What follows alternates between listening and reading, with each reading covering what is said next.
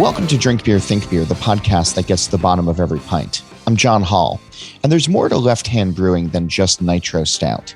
And the new head brewer, Gary Glass, is here to explain while he takes us on a journey from his home brewing beginnings and advocacy to his first professional brewing job. But first, All About Beer is back online and producing original content for beer enthusiasts and professionals. Visit allaboutbeer.com to see the latest. And if you want to support us in that endeavor, we've set up a Patreon for both readers and professional companies in the beer space. Check out patreon.com/allaboutbeer to learn more. We're able to bring you this show each week thanks to the companies that want to support independent journalism in the beer space. Learn more about our surprisingly affordable rates by emailing sponsor@beeredge.com. Speaking of that, today's episode is sponsored by the Harpoon Brewery.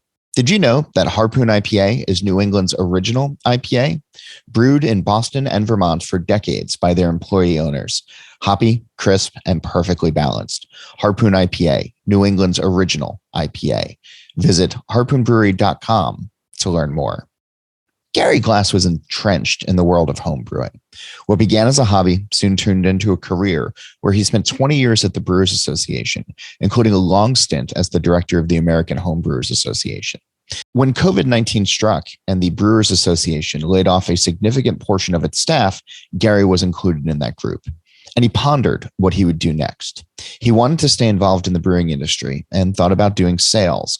But an opportunity presented itself at Lefthand Brewing, the venerable Colorado brewery that has cornered the craft market on nitro stout.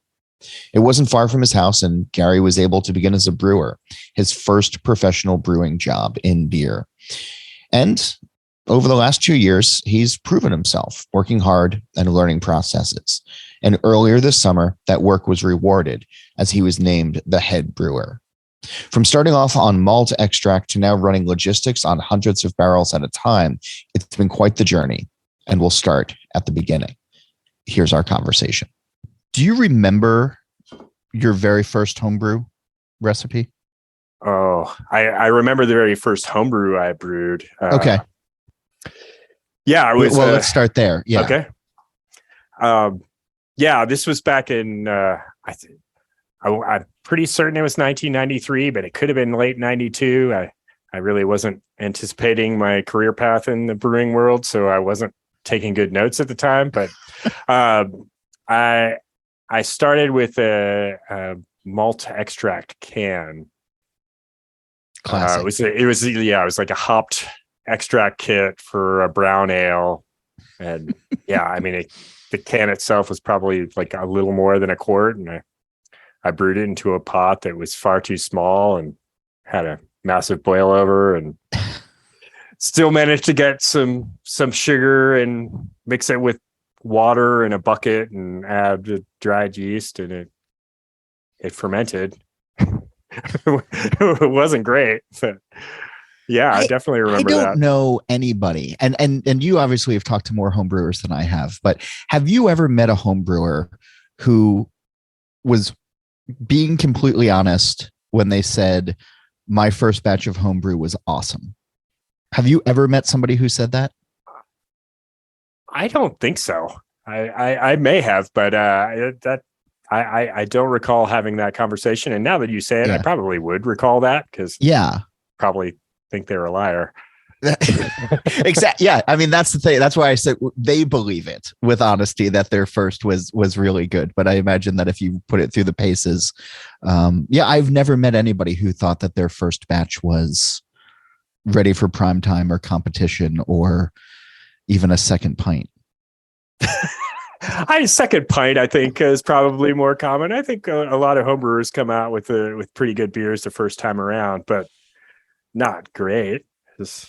There's just so much to know and so much to learn. So that first time out, it's pretty tough to be coming out with competition worthy beer.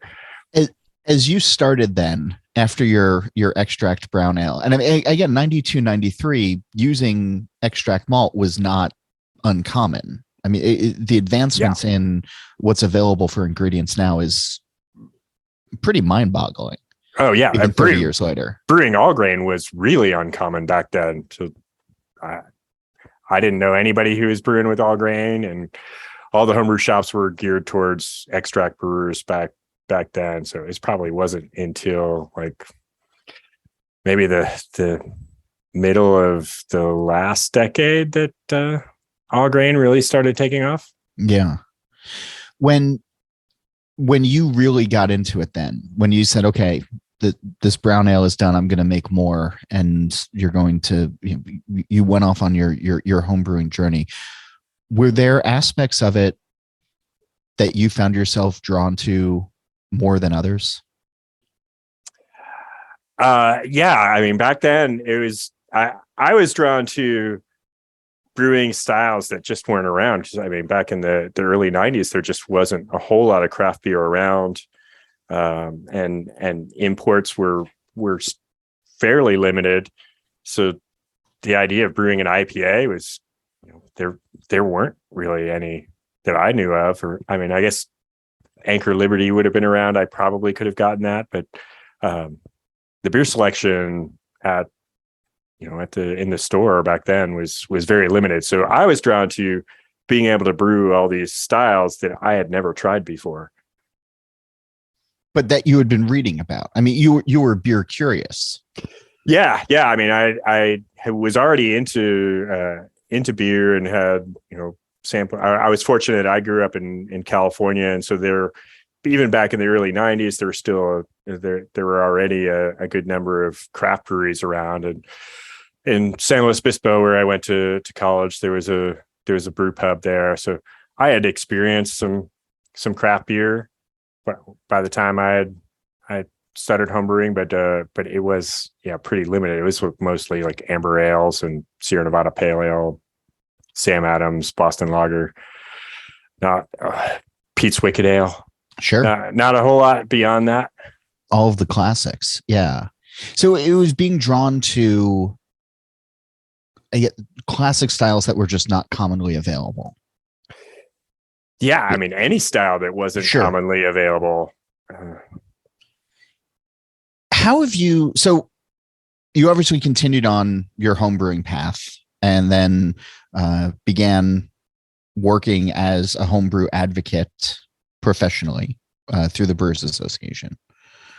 Where did you see the trajectory or in homebrew over the last 30 years, from where you started to maybe where it was at the beginning of the pandemic, of where people were putting their style focus?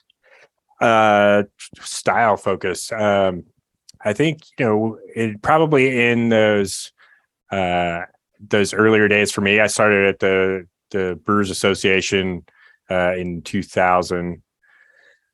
Probably more like dark beers, stouts and porters would have been more common.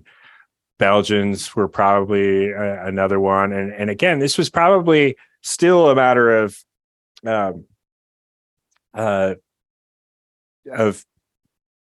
brewing things that weren't readily available, or that maybe you could get a few samples from imports. And then it wasn't until like the later 2000s that IPAs really started to take off, and then that became kind of dominant. And somewhere in there, wood and barrel aging became a really big thing.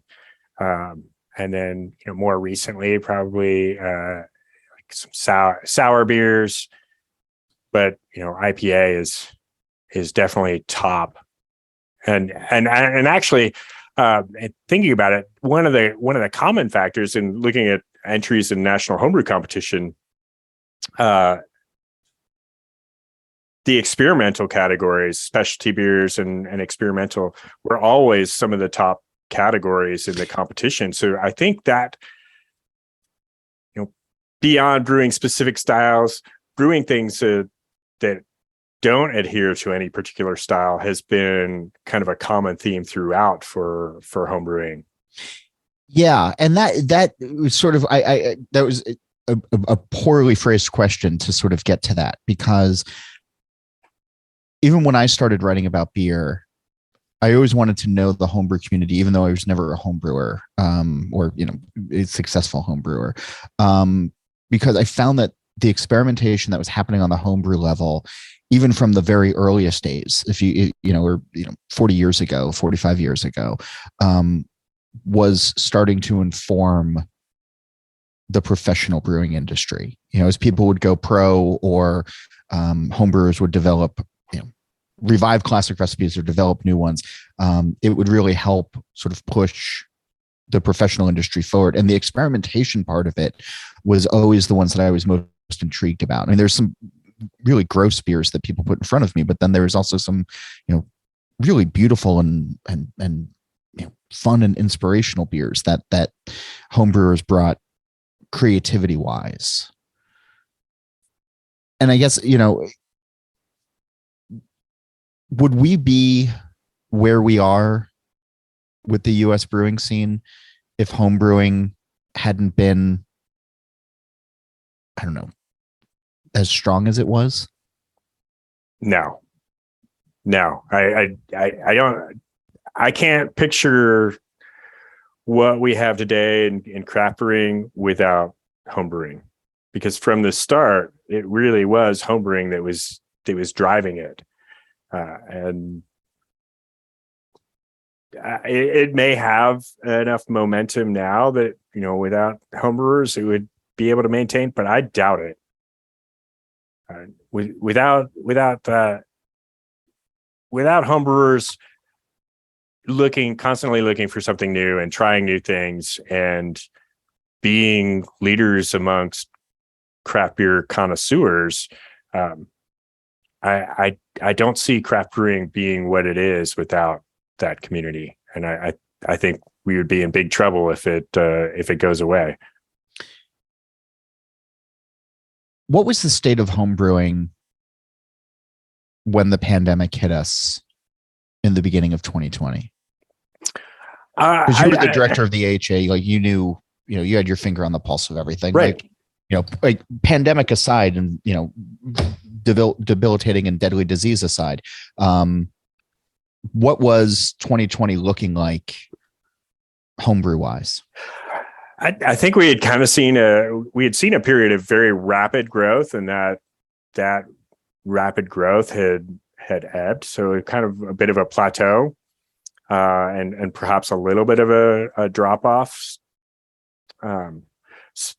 So I don't think it was quite as it wasn't growing at the level that it was back in like around 2007, 2008. It was really taking off and became a much bigger thing in this country than it had been, and it still is. It's maintained that level to my knowledge, but we did see it wasn't really growing so much as it had been.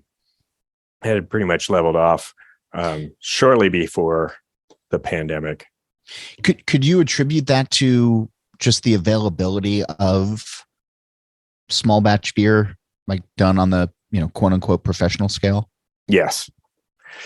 Yeah, I think when we started getting the hyper local craft beer, and people would have multiple breweries in their own communities, I think that really created somewhat of a disincentive to brew, and some of it really took out the most experienced, most passionate homebrewers, because those are the people who are opening breweries. Go from having fewer than 1,000 breweries to over 9,000 breweries in the span of just over 15 years. Yeah. When you would get, well, let me ask you, what was a frequent question, if not the most frequent question, that you would get from homebrewers who are thinking about going pro? Because the BA obviously had a foot in homebrewing, but also a foot in professional brewing, in those two worlds. Would you get questions from people asking about the jump? About opening a brewery, or about yeah. I I remember I would get a lot of questions about people who were thinking about opening like a brew on premises, where people would come in and oh homebrew. man, I remember those. Yeah, and it, for some reason, it sounds like a good idea to some people, but it's really hard to execute. And so I spent a lot of time talking to people about that and why it wasn't a big thing. Yeah, trying to dissuade people from trying not to be discouraging, but also provide all the information they need to know to make a very informed decision. Wow. Yeah, there was a whole bunch of them, at least out here on the East Coast. I don't know about but Jersey had one for a while, and there was I think there's a chain of them in Massachusetts at some point, if I'm remembering correctly. But yeah, those were big for a while, of the come in and homebrew on our system and do it for a bachelor party or things like that. But it never struck me as an idea that people would do twice. That was the problem. It's something you would do for, like a bachelor party, or, you're going to brew something for a wedding or for some particular event, but probably not something that you're going to do on a regular basis. Because if you start doing it on a regular basis, you quickly figure out that you can do it yourself at home a lot cheaper. I'm remembering going to a friend's wedding circa 2003, 2005, somewhere in there, where they had done that, where he and his brothers had gone to a place where they had homebrewed for the wedding, and it was clearly infected. And it was one of those things where everybody's trying to be nice because it was his day. But the more I remember, like, leaving the dance floor at some point and looking at the tables, and there's all these 12-ounce brown bottles, with the couple's picture on an inkjet printer, and all the bottles were open but full, and everybody was drinking cocktails. I'm not,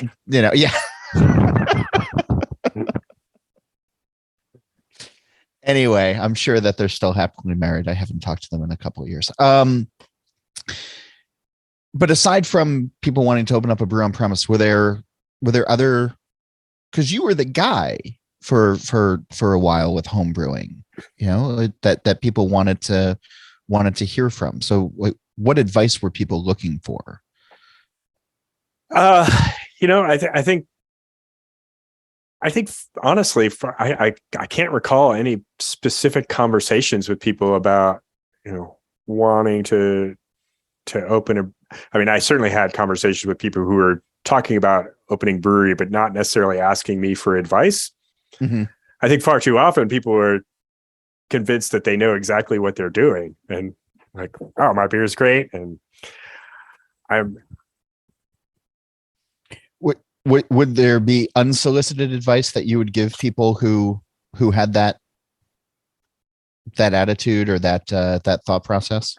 It would certainly be to look into a business plan, and understand what is involved in running a brewery, and quickly point out that if you're starting a brewery because you really like brewing, you shouldn't start a brewery, because as a brewery owner, you're probably not going to be doing the brewing for very long. Yeah. Quickly determine that, your labor costs something, or it should. You should be paying yourself for your time. And if you're not, then you probably are going to burn out very quickly. So most brewery owners that I know are spending a lot of time dealing with their books and employees and broken equipment and all those fun things that you get to do when you own the business. Yeah. So during the pandemic, the BA made changes, let people go. I think to the great shock of a lot of people, you were one of them. And I know I was personally surprised, because I was thinking, okay, people are going to be locked in their house. They're going to be home now.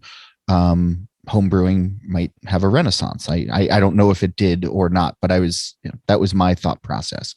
But happily, and I hope it's happily, you landed up the street or not too far away at Lefthand. Yeah, I actually cut down on my commute time significantly because I live about a mile from Lefthand Brewing Company. It's more like a 15-mile commute to the Brewers Association office. All right, so there's yeah, you're saving gas money, which is important these days as well. Yeah, definitely. Had you worked in a professional brewery before Lefthand? No.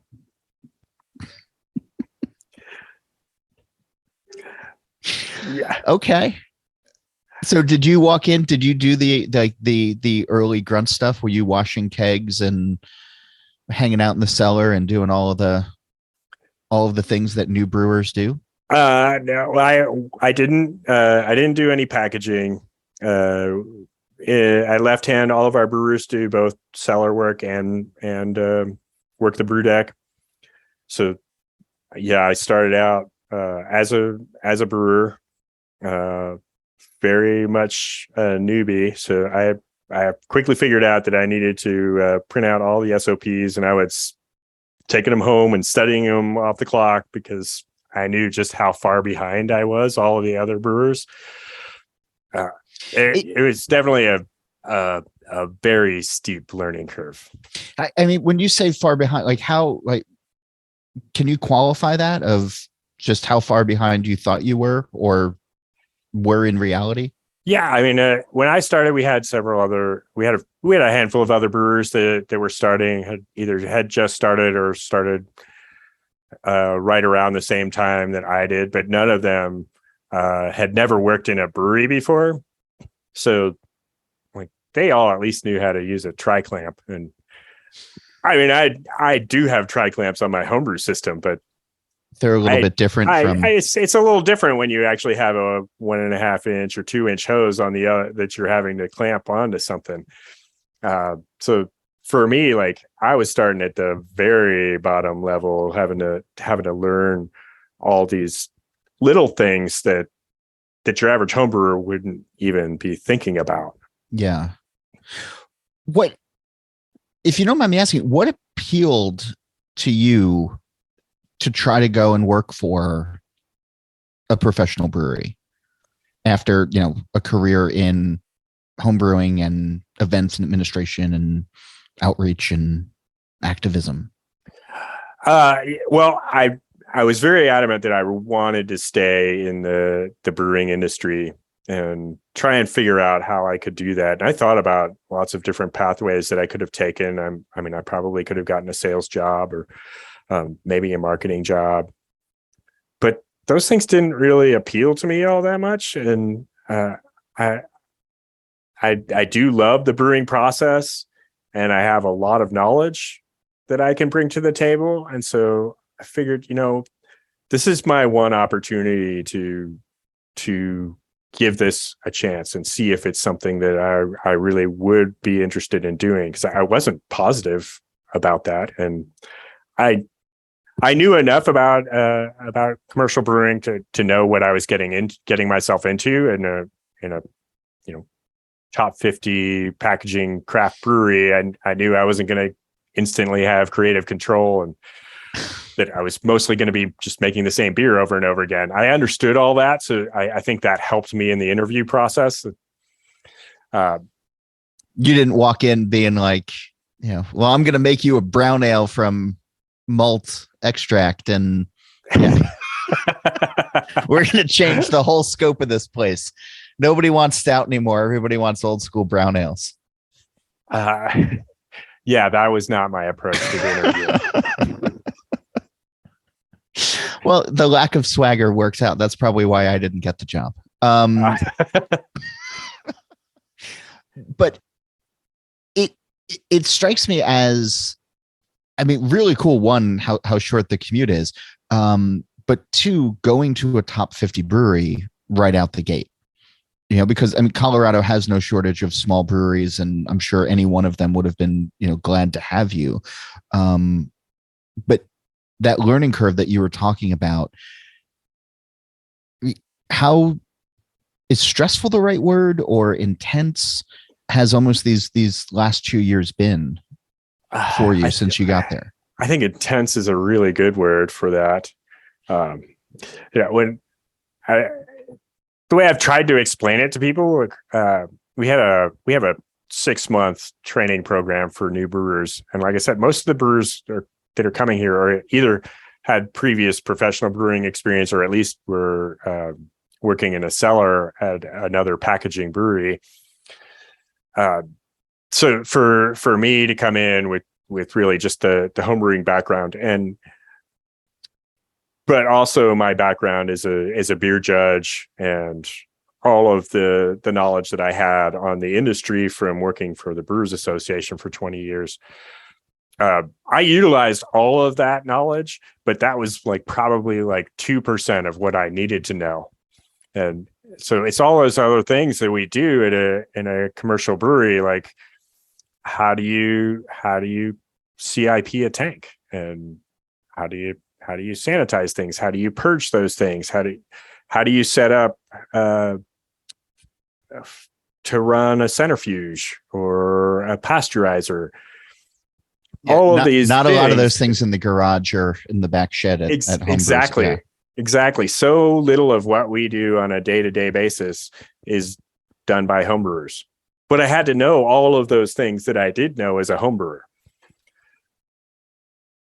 So it was a very steep learning curve, but I knew I was kind of behind where the other brewers that were starting up around the time I did were. And so I dedicated myself to taking my own personal time and making sure that I could do it, and I learned it, and I was able to get my certifications in a time frame similar to those other brewers. So, I put a lot of effort into it. Yeah, to make that work, because I really did want to make it work, and I also found out very quickly that I really did enjoy the work, and it's hard work. I was going to ask, in the same way that when you started homebrewing, you gravitated towards certain processes, and you wanted to expand your horizons in certain ways. Were there, I don't know, processes or equipment or facets of this new job that you found yourself really drawn to in a creative or intellectual pursuit kind of way? Yeah, strangely. One of my favorite things is putting together what we call loops throughout the brew house. We have we have 2 different cellar locations within our brewery. So we have an indoor cellar, which has 60 barrel tanks and 180 barrel tanks, and then an outdoor cellar, which has our 480 barrel tanks. And we have a centrifuge that's nearer to the outdoor cellar. So we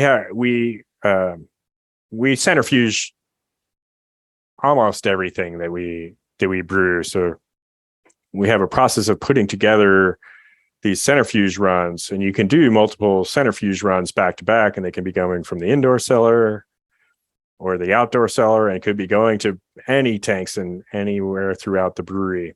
And so one of my favorite things is when I walk into the brewery and I have to set up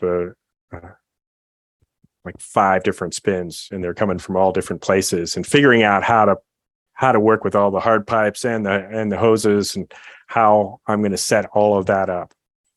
It's kind of like a puzzle. So, that's one of the weird things. I'm picturing like the old Microsoft screensaver of the pipes back in the day. Yeah, that's what it looks like. Okay.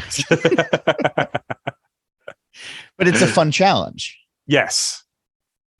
Yeah, so like a completely different challenge than I had in my days, like working at a desk at the Brewers Association, or is dealing with events and those kinds of things. So it's just a very completely different.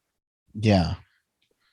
Well, all of the studying, all of the hard work, all of the hours and the intensity paid off, because obviously earlier this summer they named you head brewer of Lefthand Brewing Company, which is, I think that's a really cool job title for a really cool brewery. It's a cool job title. It's a pretty daunting task for given my level of experience. The brewery is known for, well, actually, let me back up. What are the responsibilities of head brewer at Lefthand Brewing Company? What's on the job description? Well, I've kind of got it sitting on my desk here somewhere. I mean, what I spend most of my day doing is scheduling. So scheduling out when we brew things and then what processes have to happen to them. So different beers have different processes. So, I mentioned centrifuge, pasteurizer. Are we dry hopping? One of our fastest growing beers right now is a peanut butter milk stout. And so that has an extra step of adding peanut butter flavoring and peanut powder to that brew. So making sure that I have tanks to brew into. Sure I have tanks that I can then move those beers into, and have processes that we can get done with the staff of brewers that we have on a particular day. That is where I spend the vast majority of my time. So it's creating a loop, but on paper. Yeah. Or yes, it is another. Software. It's a different form of puzzle. Okay, but that's exactly what it is, and so I like it for that. More in just a moment, but first, thanks to the companies that help keep us on the air. If you'd like to help out the show as well, you can reach out to sponsor@beeredge.com. And today's episode is sponsored by Harpoon Brewery. Did you know that Harpoon IPA is New England's original IPA, brewed in Boston and Vermont for decades by their employee owners? Hoppy, crisp, and perfectly balanced. Harpoon IPA, New England's original IPA. Visit harpoonbrewery.com to learn more. And now, back to the conversation. I feel like I might be painting with a broad brush here, and I'm doing it on purpose. But when you have to schedule beers, I imagine that it's okay. It's Tuesday. Got to brew stout again. No, it doesn't actually work that way. I feel like anytime you guys have to brew, it's okay. Get ready to brew stout. Now we do. Okay. So 60% of what we brew is milk stout. So yes, okay. We're brewing an awful lot of, we brew far more milk stout than any other brand. But what we're brewing is really cyclical depending on the season. So like right now, it's hot out, so we don't sell nearly as much milk stout as we do during the fall and winter and spring months. Mm-hmm. So right now we're probably not brewing as much milk stout, although we are starting to ramp up our milk stout production for the fall. Because October's right around the corner. Yeah. Right. We do have a logistics department. So our head of logistics, he's working with our sales team and figuring out what we're going to need order wise to get beer to distributors when they need it, and backing that out and planning when we're going to need to start brewing things, knowing when each beer, estimating how long each beer is going to take from when we brew it to when we can package it. Yeah. So I'm using that information, and then figuring out how I fit it in to our work week and how we execute that. And do we have tanks to put stuff in? It keeps coming back to, do we have tanks? That is a seriously big challenge. If you underestimate how long something takes to ferment and you already planned out another brew and you can't put it in there, you can't just brew into nothing. So sorry, go ahead. Yeah, that's just a fun challenge to figure out, like, and we're constantly, and it's never quite right. So I'm constantly juggling things around and moving things around to other tanks that I hadn't anticipated on. And so, yeah, it's constantly evolving. Has the brewery, so the other 40% is mixed up of other things that are not milk stout in the portfolio. And is there a challenge to reminding people of other beers aside from nitro milk stout, or not just being, oh, hey, we're that nitro brewery, or hey, we're that stout brewery, or hey, we're that nitro stout brewery? Is that something that, you all have conversations about, or is it, hey, this is what works and this is what people are excited about? And I imagine people are, that work there are proud as hell of that brand, and they should be. But do you try to have conversations about some of the other beers? Absolutely. Yeah. I mean, I would say that if you look at our tasting room and see our employees having their shifties, almost never will you see them have a milk stout in front of them. Really? One because we're all so familiar with that beer. Mm-hmm. Most of us are also on a tasting panel, so we have everything has to go through panel before it gets released from Bright Tank, as well as from packaging. So we taste it all the time, every day. But there's a lot of beers that we make that are frankly more interesting. I love milk stout. Every time I try it, I'm like, this is an amazing beer. But it's not what I choose to drink every day. What do you choose? I have a few favorites. I honestly really love our porter, Death Before Disco. Sawtooth, our original flagship beer. Yeah, that was the amber ale, right? Yeah. It's we call it an ESB. It's probably kind of like I would say somewhat similar to a special bitter, but okay. It's really its own thing. And I really like our Saint Vrain, our triple. I can't drink a lot of it, but no, it tastes absolutely delicious. I love it. I've been noticing, triples are getting a little bit more attention these days, and that went year round for you guys last year, I think, if I'm remembering yes my news releases correctly. Where does that fit in to the portfolio overall? I don't know if you can talk to this, but like, it's, like, where's the interest coming from for triples? I honestly don't know, beyond my own personal love for Belgian styles. And if I had my way, we would be brewing a lot more of them, because that is what I personally I love brewing Belgians, and I love brewing lagers. Yeah. And we do both of those things. So that's a good thing for me. Yeah. As I'm scrolling through the website now, as we're talking, I just dialed it up.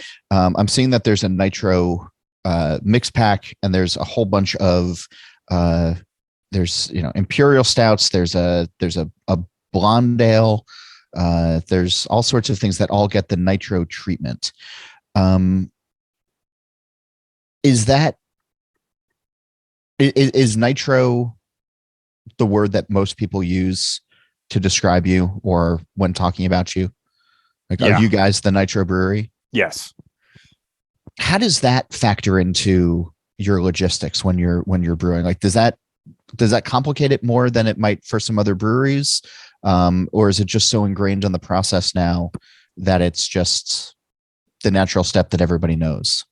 Well, it definitely complicates things, because it is a really real challenge to come up with new beers that work on nitro. Stout is kind of an obvious one. It does work really well with stouts, but getting beyond dark roasty beers with nitro, and once you get it into a package, and that experience of pouring it into a glass, it's really hard to nail down things that work. Yeah. I mean, I remember writing about it years ago when after you guys perfected it, and there's a big push. I think Guinness tried a whole bunch. Sam Adams tried a bunch of different styles, and everybody was coming out with nitro IPAs, and they were just, that's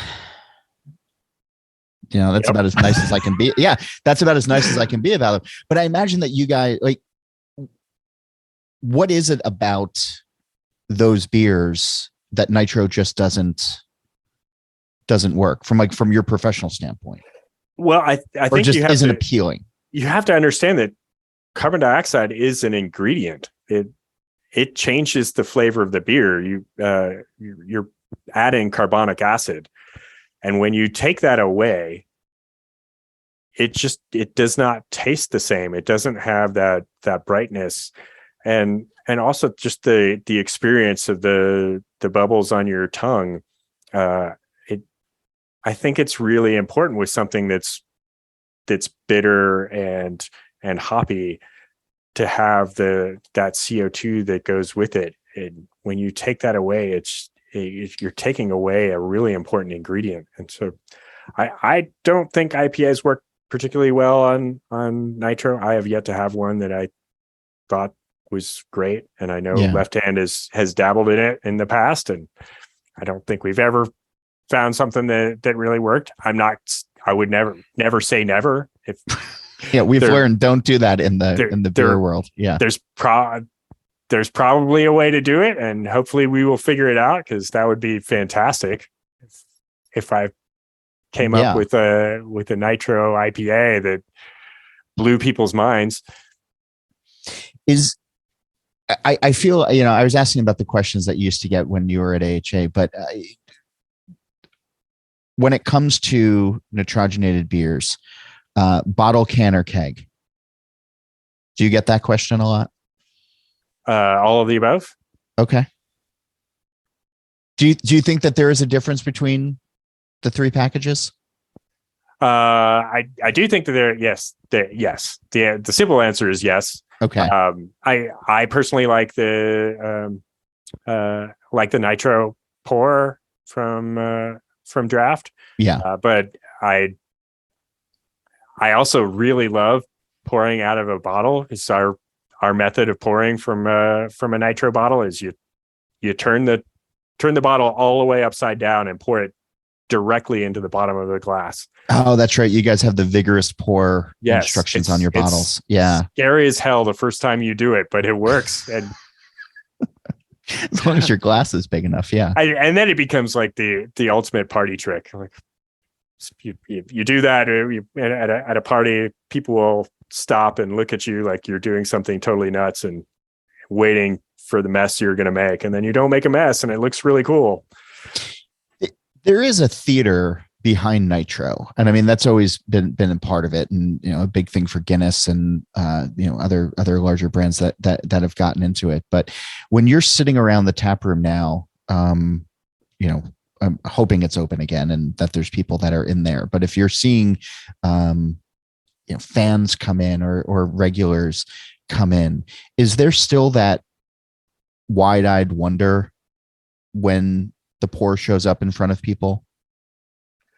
I think so, and I certainly hope so. I'm gonna have we haven't gotten so cynical in beer that it's staring at our well, no, I mean, things become sort of passé after a while, and you guys have helped to sort of normalize this, but I'm hoping that it's not lost that appeal.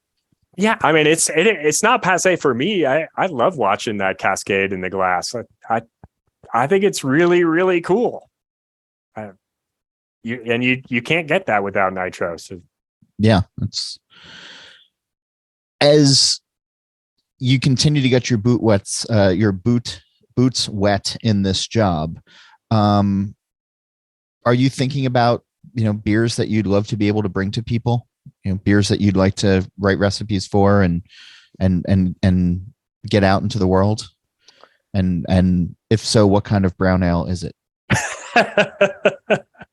Well, probably not brown ale. It wouldn't be on the top of my list. But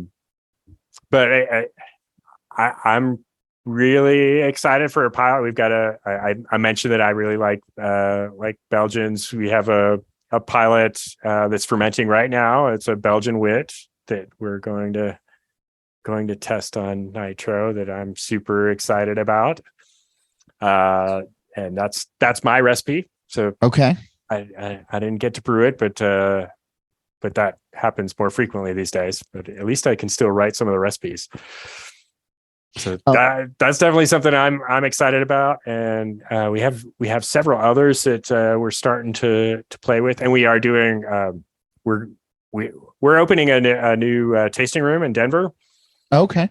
So we're also looking to experiment. Don't you guys already have one in Denver? We do not. We had a project that had to be put on hold. Oh, that's right. You guys were going into the wine brewery. Yes. Liberati. Yeah. Yes. Okay. Wow. But that is good memory. It's weird, the things that get tucked away in the back of my brain, but then, somebody will ask me what I had for breakfast and I'll just sort of stare at them blankly. So, that's right. You guys were going to do that in the early part of the pandemic. And then, okay. So you're going into a new spot in Denver now. Yes. And that's going to open in September. So we're kind of ramping up for that and looking to be doing a lot more IPAs for the tasting rooms. And we also have a beer garden that we just opened up on the brewery property in Longmont. So we have a lot more spaces for people to come and directly enjoy Lefthand beer. And we'll have to provide a lot of beer for that, which is a good problem. Yes. Yeah. When you're a brewery that's known for stout and nitro stout, are there IPAs that you have to make? Like, do the other recipes or the other styles have to sort of fit into that's a Lefthand beer? Or can you be creative? Can you get out of comfort zones? Can you have people have one of your beers and not think of, that's just the stout brewery? I hope. Yeah. I hope that we do that. And yeah, so we're definitely trying to make the best beer we can make with every beer we brew. That said, we went for a long time as a brewery without having an IPA. So we didn't have a whole lot of experience at the time that we started brewing those, and didn't necessarily have the expertise or necessarily the ideal equipment. I feel like we're in a much better place for that now, and I'm really proud of the IPA that we make, as well as our Wookbait. We do a hazy IPA. It's more like a hazy pale ale, but IPA sells, so we put IPA on the label. But that beer is great, and right now we've got a double IPA that's in the fermenter, and like I said, we've got several IPAs that we're working on, and we've done a lot of IPAs as collabs with other breweries in the area. And that's got to be fun for you guys, right? Because if you show up for a collaboration and they're like, oh yeah, let's make a stout. You're like, we've done that. Let's, what do you have in the IPA world? I imagine that there's got to be some of those conversations. Oh yeah. It's definitely fun for us. So like, no matter what we're brewing when we're doing collabs, it's always a lot of fun to get together with other brewers and hear a little bit about their experiences. We did a collaboration with a brewery that hasn't started brewing yet in Lyons Main Stage, actually founded by a former Lefthand employee and a former head brewer at Upslope who used to be my intern back at the AHA, and getting to brew with somebody like Sam Scrooby from Upslope. He had a ton of experience brewing hazy IPAs, and so it was a really great experience for us to get to brew with him and learn a bit from what he had experience with. Oh, that's cool. I've been asking folks on the show who have come on. I think it's probably early on in the pandemic, but the premise is my wife and I were rewatching the show The Good Place, and I don't know if you're familiar with it or not, but there's a premise on the show of being able to walk through a green door, and you can be anywhere you want with anybody that you want at any point in time. And so if such a door was on our plane of existence and this conversation ends and you could walk through it and you could be at any brewery or any bar anywhere in the world, where would you want to go? Who would you want to be with? And what would you want to be drinking? Oh my God.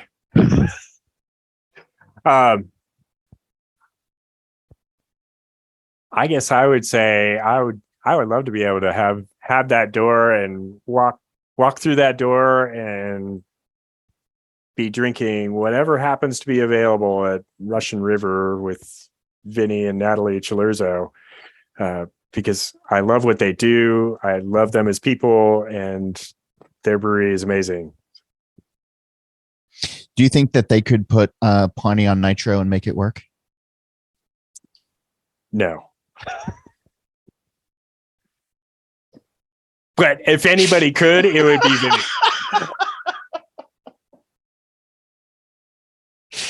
Well, we'll see what happens. Let's get in the cans first, and then we'll shoot for nitro afterwards. Gary, thanks for taking the time. Thanks for doing this, and I'm thrilled for you.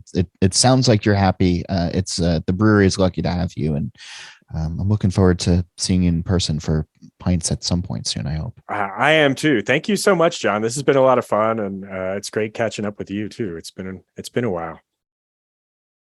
And now I want a stout and a triple and some lagers and maybe some sours, and I don't know. What about you? If you have those, there are some recipes that you can pair with them in the Craft Brewery Cookbook. It's on sale now wherever books are sold, so get a copy today. A reminder that All About Beer is back online. Go to allaboutbeer.com to catch up with great content.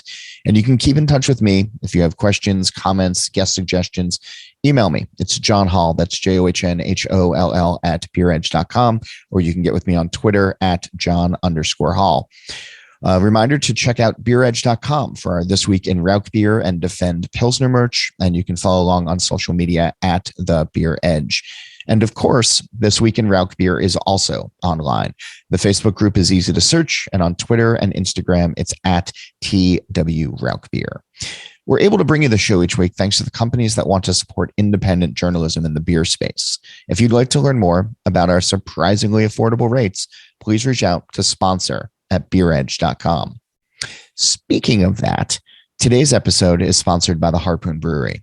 Did you know that Harpoon IPA is New England's original IPA? Brewed in Boston and Vermont for decades by their employee owners, it's hoppy, crisp, and perfectly balanced. Harpoon IPA, New England's original IPA. Visit harpoonbrewery.com to learn more. All About Beer has a podcast channel now. Search and subscribe on your podcast platform of choice. Steal This Beer has new episodes every Monday, and the BYO Nano podcast comes out on the 15th of every month. And a reminder, go visit allaboutbeer.com. As for this show, Nate Schweber does the music, Jeff Quinn designed our logo, and I'm John Hall. New episodes release every Wednesday, and that's when I'm going to be back again to drink beer and to think beer.